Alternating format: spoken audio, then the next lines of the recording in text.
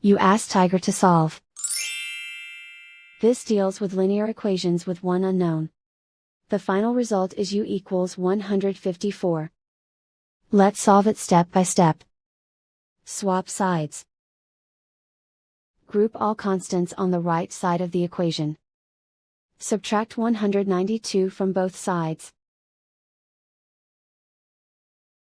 Group like terms. Simplify the arithmetic.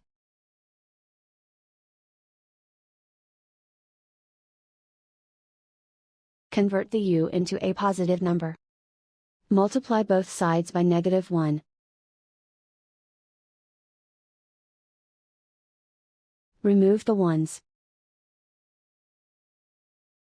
Simplify the arithmetic. And so the final result is u equals 154.